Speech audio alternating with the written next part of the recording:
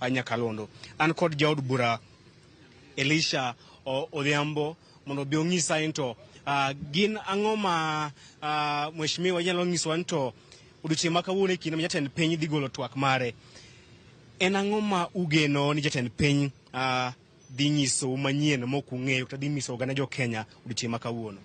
Achiel aparo jatend piny jiwuoye infrastructure development. Ne nitie projects mang'eny man no stall, and in the last budget no promise no open gi up.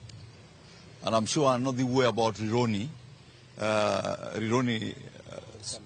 Mau Summit Road that is being done by partnership. The beauty of that Rironi that maybe Kenyans don't know, Rironi is being funded, half of it, by the pension fund for this country. That's where Kenya is getting their bit of support. The other bit is being funded by more funded by China. Kedo Wageno ni jatend piny the nyiso wach somo. Nyoja nitie pesa mane poko or gi minister ma education. Nitie shida matindo tindo, koro dhi nyiso kaka wadwa resolve gi.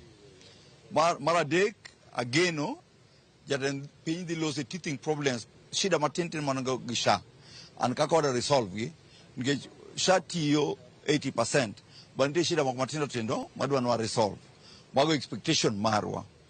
But ang'eyo largely jatend piny dhi wacho ka broad based or stabilize unity ma Kenya. Broad based government omiyo Kenya and together. And jo Kenya bo paro kaka jo Luo ndalo mane okucho riwre gi jo Luo mane wa form government. Our boss, the late Prime Minister and then Prime Minister Mar Gikibaki, Kenya no grew very fast.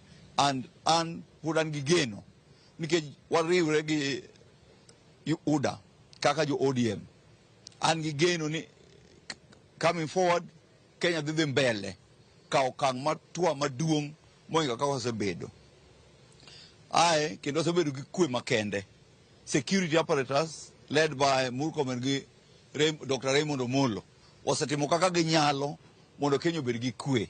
Bandits manen Masabet odok piny, bandits manen Baringo odok piny, and put gitimo more practically give the kuro. And also jatend Nis Mahaji has also done his bit to ensure nekataka Tanzania nyotim elections. There was no Tanzania mara ingo bire Kenya because negin that information in the background. So he was able to advise national security on what to do. Mheshimiwa iwacho ni singo en gowi. E kinde ma jatend piny William Ruto chiwo twak mare e higa mokalo, ne ochiwo singo mamoko ma sirkal mare dhi keto e tim. Mokwongo ne olose wach mar somo. Ne osingo ni skunde duto ma pacho kae idhi tudo kod yore mag tudruok manyasani kata internet connectivity. Mar mondo gitim somo kitiyo kod lony manyasani digital learning iskunyo magwa. Nyaka sani anyalo wacho kod chia ni mano pok ochopo kare, pod odong' mana ka lek, oken pok ochopo adiera mare. Iparo ni en ratiro mondo odochiw singo mamoko kose ong'iswa nto singo mano chiwo mokalo ka gichopo kanye to ang'o miyo moko pok ochopo kare? Yesu Kristo nomiwa singo madhi e polo, pod warito. Obendo singo mano chiwo otemo na timo kaka dhano. Wabende kaka jo dhano nyaka wabed gi geno, wabed gi rito ni gigi dhi timre kaka dwarre. Ang'eyo wach manowach mar keto internet skunde. Shida manobede internet school mapod nitie fiber layout pok otiek te. Ka fiber osebedo laid out properly eko nyalo yudo skunde wabedo gi internet. Kata ndalo Uhuru no promise nyithindo computer. Pod nyithindo rinyo nyaka sani. Koro sigo nitie kod what is practically possible based on pesa ma economy golo. Mane kaka apare. Ni gwenge makaluo jatend piny ne osingo ni pur mar pamba idhi miyo pek ahinya kendo gwenge makaluo county kama Siaya maiwokie tabena wokie ne kod geno ni ka sirkal ka Ruto jatend piny William Ruto ochopo singo mare to odhi chiero pur pamba ma en achiel kuom gigo mane ipidho e gwenge ma Siaya mane miyo ekonomi ma Siaya dongre mbele e kinde machon. Nyaka sani bende singo mar chiero pur pamba to moloyo gwenge makaluwe kaunti ma Siaya usechopo kare kose pod en mana lek. Apa there's been a drive NGO maromo gi jopur. Kata sani nitie joma dwa romo gi joma nyalo dwa pidho coffee mondo bed ni nyalo konyogi. But aparo gima important. President nyalo promise, but wan kaka wabunge gi governor ma Siaya. Wan manyaka waket pressure mondo gigo timre.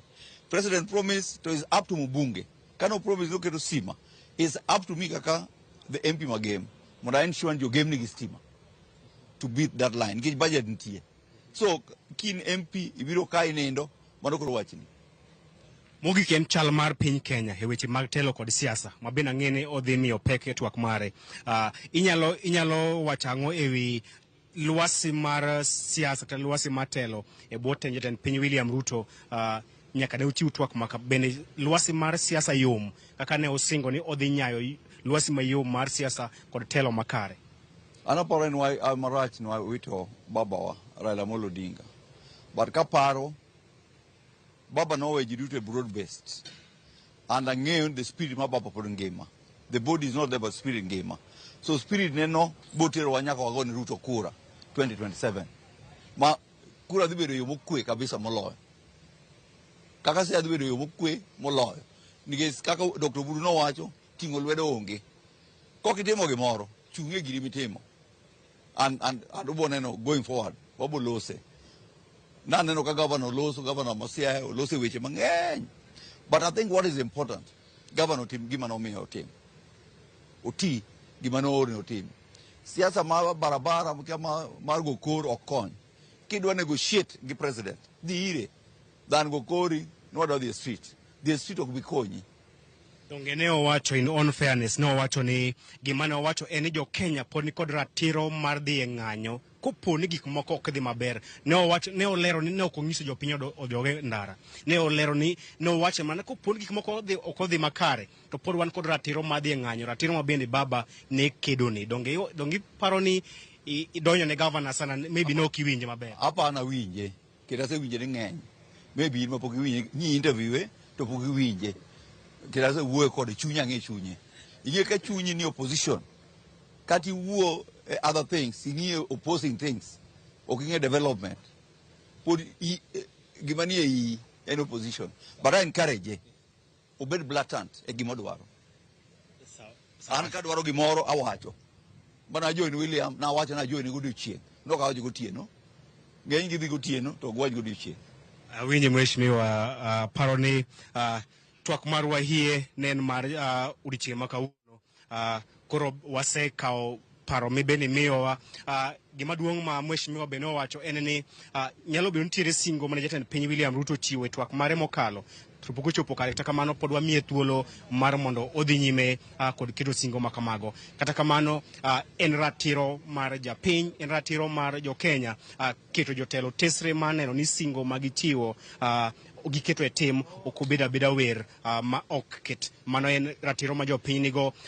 Odiochieng' ma kawuono bende ka odhi chiwo singo manyien, geno mar jopiny en to ler ne jopiny to singo mane chiwo e kinde mokalo gisetimore ang'o mipok gitimore to mage misechopo kare mondo wabed kod piny madhi mbele, ok piny madok chien kata piny ma ichiwo singo to ok kete tim. Koro mano report card ma jatend piny William Ruto biro chiwo odiochieng' ma kawuono mar mondo ler ne jopiny en to neno ni osechopo kama nade to komiye thuolo machielo higa mabiro ang'o ma odhi timo mopogore kod gima osetimo e higa mokalo. Mago wadhi winjo chakre saa 8:30 e kinde ma jatend piny William Ruto biro chopo kae mar chiwo twak moyiedhi e nyim od bura ne oganda jo Kenya.